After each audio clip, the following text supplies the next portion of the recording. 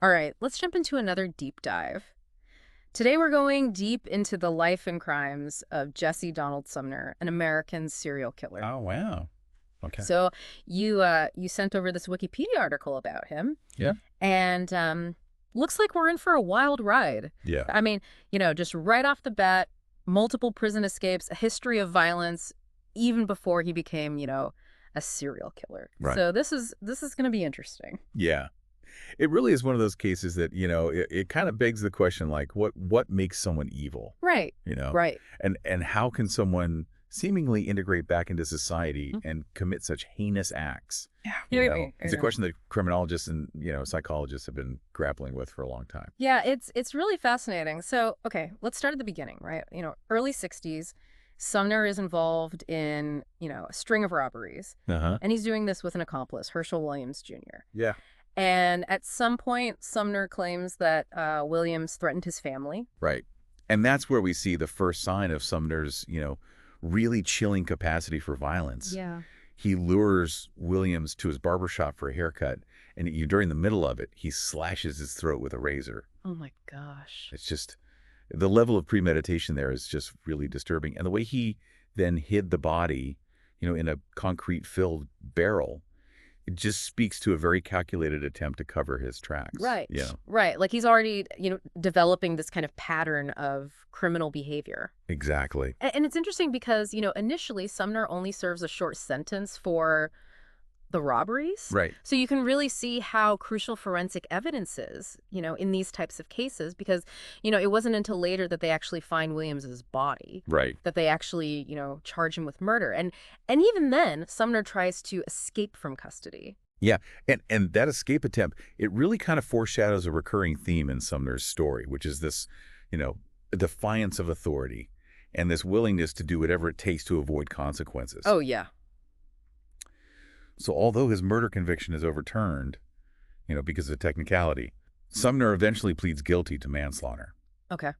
serves 6.5 years, and then he's paroled. Okay, so you would think, all right, he's done his time, he's paid his debt to society. Maybe this is the turning point, right? Right. I mean, the article even mentions, he gets a job, Yeah. he enrolls at Illinois State University. Right. Seems like he's on the right path. And this is where it gets even more unsettling, right? Because while seemingly living this normal life, Sumner is secretly committing these horrific crimes.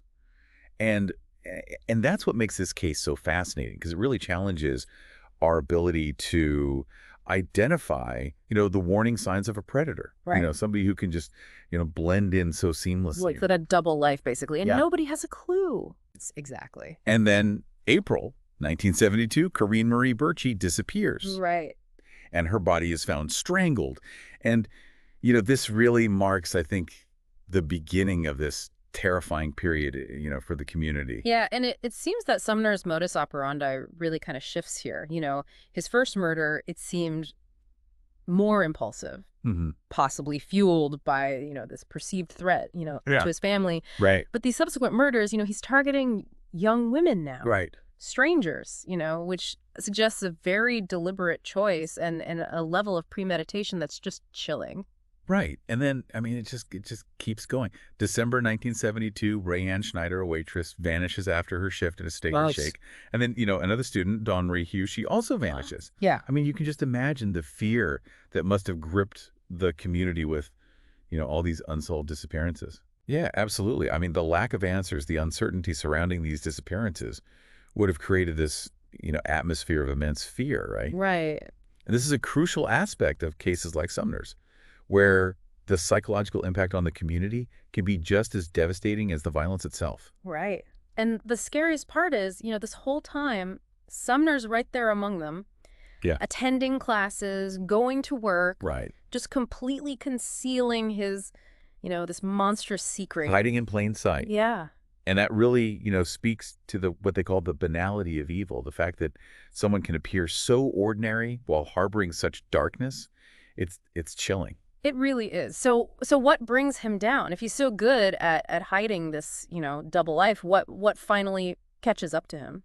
Well, it seems like a very, simple domestic violence incident. Yeah. Is what brings everything crashing down. So Sumner's wife reports him for assault. And during questioning, there are inconsistencies in his answers.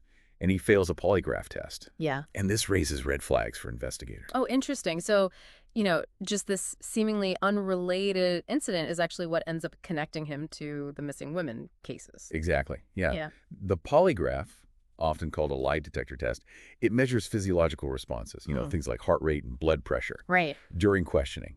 And it's often used as an investigative tool, Yeah. although its accuracy is often debated. But in Sumner's case, it appears to have played a role in, cracking the case wide open. Wow. And what's even more shocking is, faced with mounting evidence, Sumner offers to lead authorities to the bodies of Schneider and Hugh Oh, wow. in exchange for leniency on an incest charge he was also facing. I mean, that's chilling, right? Like, Yeah. is there any remorse? Is he just trying to, manipulate the system? Exactly. Yeah. It's hard to know what's going on in his head.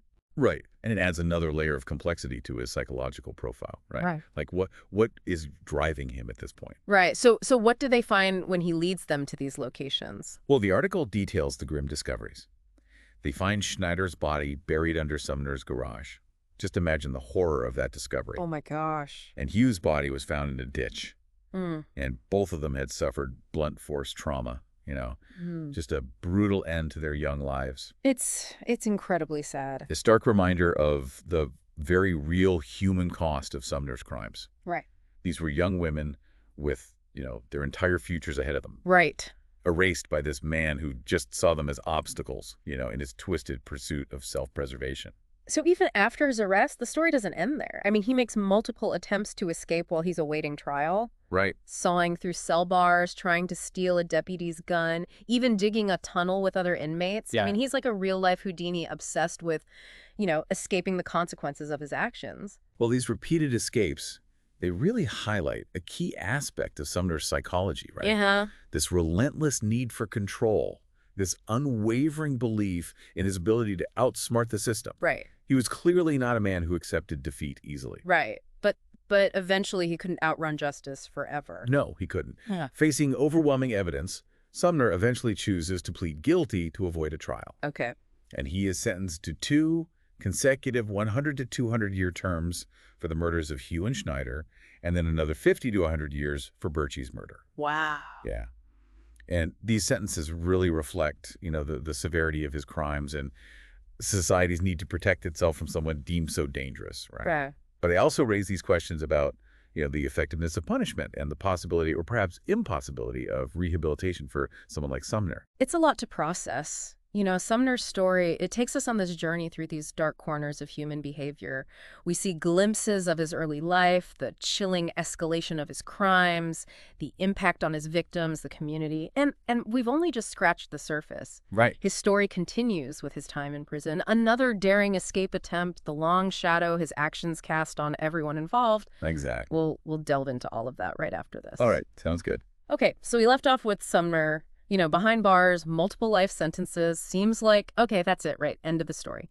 But as we dig deeper into this Wikipedia article, Yeah. it becomes clear that even prison wasn't the end of Sumner's story Right. or his, capacity for violence and manipulation. Yeah. Prison is often seen as that final chapter, for criminals like Sumner, the place where they're meant to, be punished and be removed from society. Right. But Sumner's case, it really challenges that notion. Yeah. It shows how, the prison system itself can be this complex and frankly dangerous environment, Yeah. even for those behind bars. Yeah, and the article, it details this really violent incident back in 1981 where Sumner's attacked in prison by another inmate, Michael Drebing. Yep. And Drebing stabbed Sumner multiple times, claiming self-defense. Yeah. But ultimately, he gets an additional 30 years added to his sentence. Right. So, I mean, it makes you wonder about, like, the power dynamics and the level of violence that exists, within these prison walls. Absolutely. I mean, this incident really gives us this glimpse into this really harsh reality of prison life, right? This world that's often governed by its own set of rules, hierarchies. And it raises questions about, what is the psychological impact of prolonged incarceration on individuals like Sumner who, might already be prone to violence and aggression. Right. It's a chilling reminder that even within a system designed to contain violence, it can still, It can thrive. It can thrive, exactly. So fast forward to 1983, Sumner's up for parole. Right. But the article, it highlights, the incredible courage and resilience of the victims' families Mm. who fought really hard to keep him behind Yeah, bars. their determination is really remarkable, isn't it? Yeah. I mean, they understood, the very real risk of releasing someone like Sumner back into society. Right. Someone who had already demonstrated this just chilling pattern of violence and deception. Right. And their efforts were absolutely crucial, I think, in making sure that Sumner remained incarcerated Right. and couldn't potentially harm anyone else. Yeah, and thankfully he was denied parole. But, we've seen throughout his story, Sumner's not one to just accept defeat, Right. quietly. Right? And this is where we get to, I think, one of the most audacious parts of his story, Yeah. his 1988 escape attempt. It's like something out of a movie. It really is, like a Hollywood thriller. Yeah, and this escape, it's not just, remarkable for its audacity, but also for, I think, what it reveals about Sumner's, psyche, right? I mean, despite years in prison, Right. he still hadn't given up on that desire for freedom, Right. this belief that he could, outsmart the system. Right. It speaks to this, like, deep-seated sense of invincibility, Yeah. like a refusal to accept the consequences of his actions. Yeah. And the details are incredible. I mean, according to the article, he used a homemade pistol Wow. to take hostages during a medical transport. Okay. Then he steals a truck, Wow. leads police on this high-speed chase. I mean, this wasn't just, like a desperate act. Wow. This was a carefully planned operation. Yeah. It shows his, resourcefulness Wow. and his manipulative skills. Yeah, this incident raises some serious concerns, Right. about the security protocols Yeah. within the prison system. I mean, Right. how could someone like Sumner, with his history of escapes, his history of violence, manage to get a weapon to orchestrate this elaborate escape? I mean, it points to these potential vulnerabilities within the system itself Right. that could be exploited, by others. And imagine the terror that those hostages must have felt. I mean, Sumner, even, in his later years, Right. was clearly a threat Right. to anyone who crossed his path. And, his actions, they had this ripple effect, right? Yeah. Creating fear and uncertainty, not just for those directly involved, but for the wider community as well. Right. And this escape, I think, and the way the public reacted to it, it really forced this much-needed conversation Yeah. about, this balance between rehabilitation and public safety. Right. Sumner's case became this stark example, I think, of the challenges the justice system faces, when dealing with individuals who show, very little remorse Right. and this persistent tendency towards violence. Right.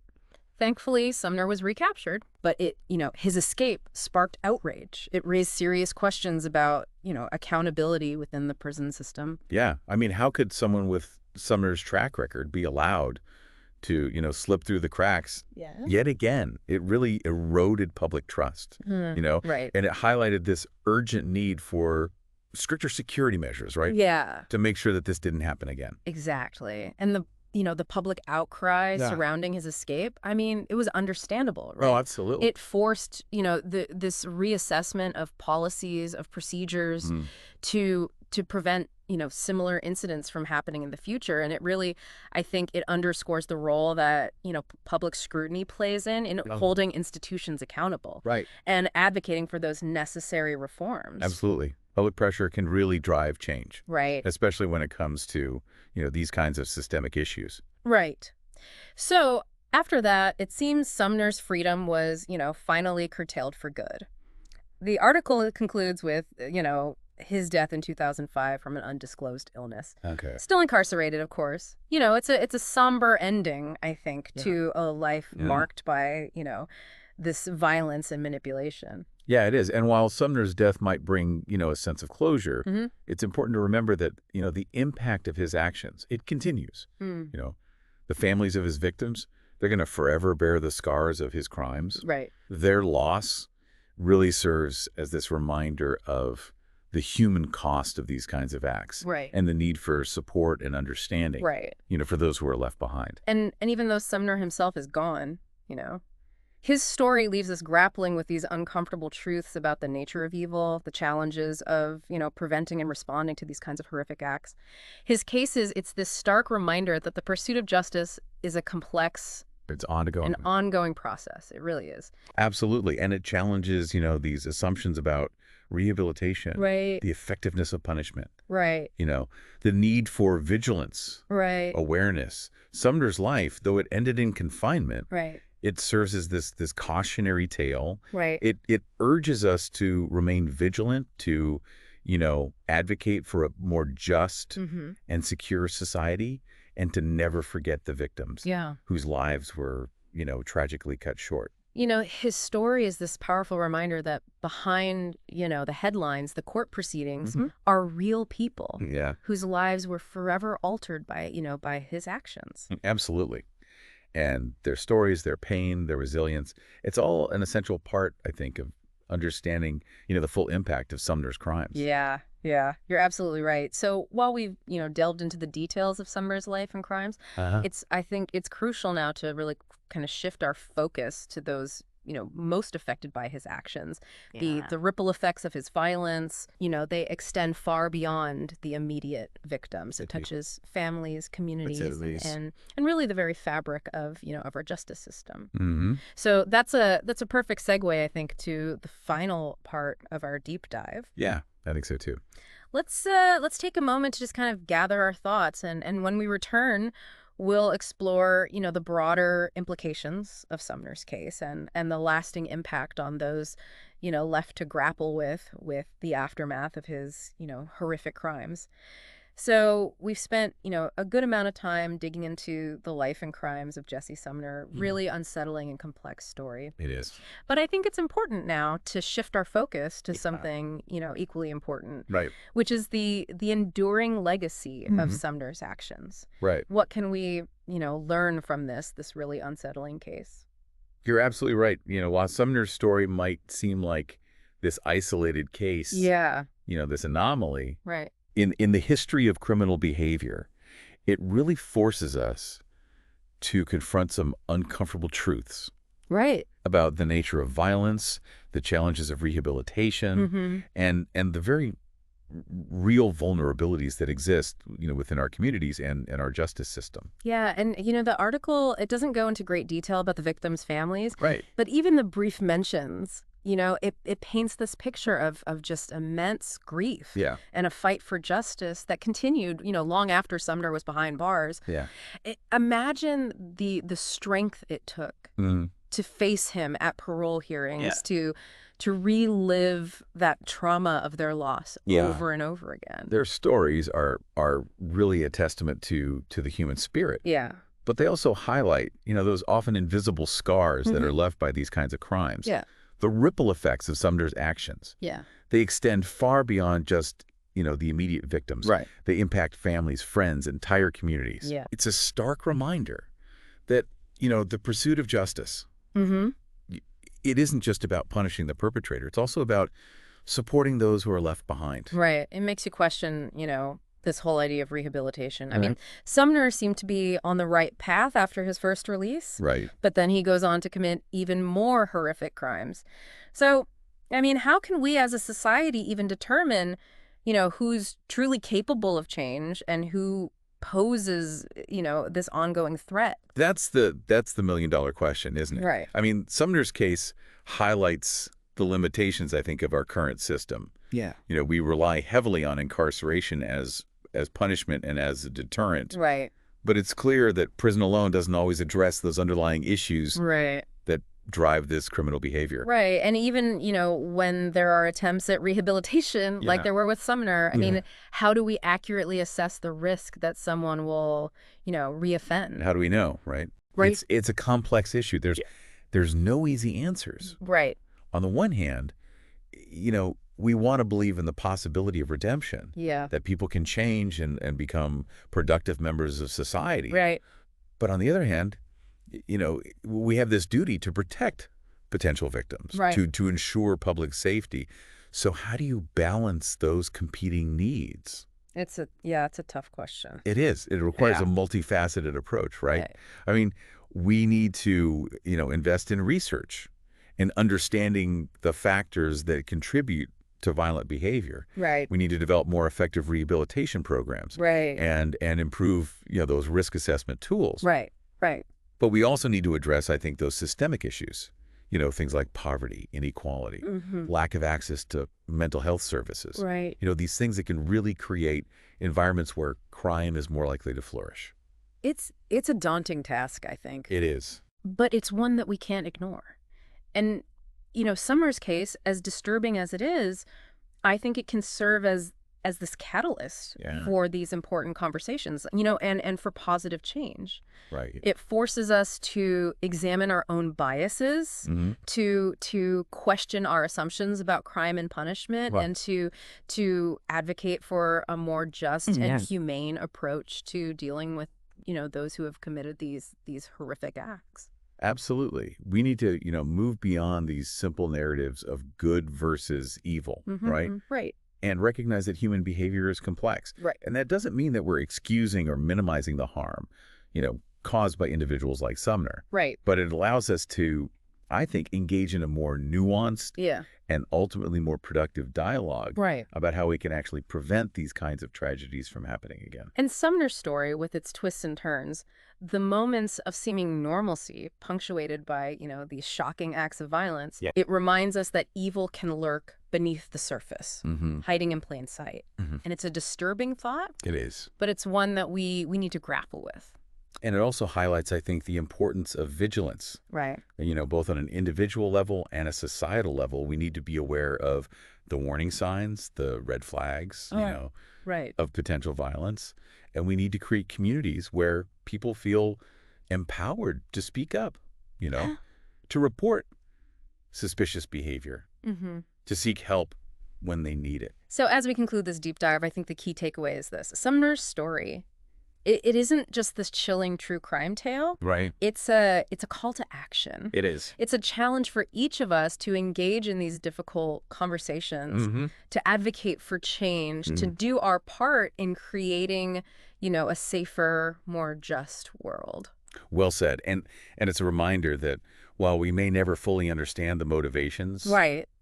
behind these horrific acts, we can learn from them. We can adapt, and Yeah. you can strive to build a society that prioritizes, prevention, Yeah. rehabilitation, and support for those who have been impacted by violence. Thank you for joining us on this journey into the dark heart of Jesse Sumner's case. Yeah, It's been challenging, but ultimately, I hope, an enlightening experience. I think so too. And we encourage you, to continue exploring these issues, to share your thoughts, your insights, and to, be a part of the solution. Mhm. Until next time, stay curious, stay informed, and stay safe.